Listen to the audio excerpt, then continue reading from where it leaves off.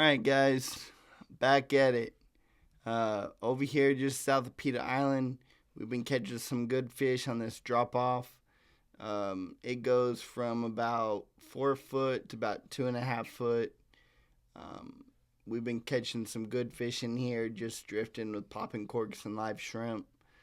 Uh, Seems to be the ticket. Still waiting on the croaker to show up, but uh, you I've been over here fishing for about a week and a half, 2 weeks now, and catching good boxes of fish.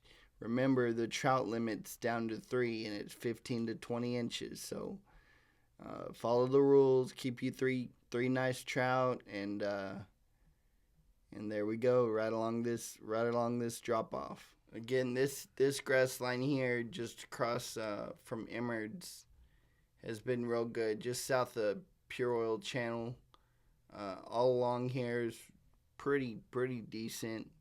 We've had a few days of calm wind, a few days of rough wind. It seems like on the calmer days, I catch more fish in here. On those rough days, I don't catch as many trout. But what I do like to do is anchor up on this grass line and throw shrimp on the bottom and catch black drum. That's a pretty easy ticket. But on the nice days, you catch trout, and every now and then you get a red in the box.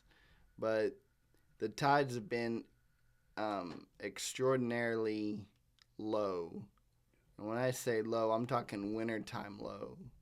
So I'm looking forward to our spring tides whenever they decide to get here. Over here in Nighthawk, we've been catching good numbers of reds. Finally getting to do the whole cut bait thing. Cut mullet, cut skipjack.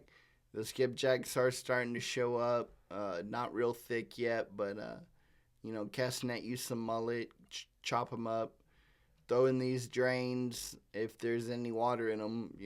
Like I said before, the tide has been really low, but some of these drains still have water in them and they still have fish in them. So been doing real good over here in Nighthawk on those real windy, blustery days.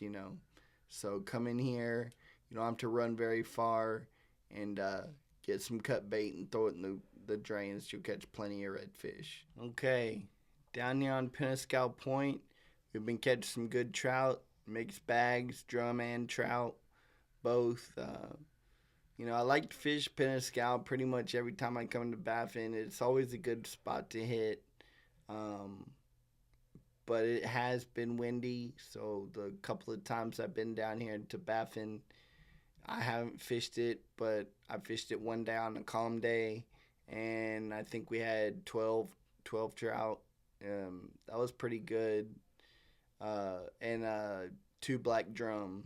And so come in here with popping corks, power pull down. If it's real windy, don't try to use your drift sock in here because you'll get your drift sock all torn up in the rocks.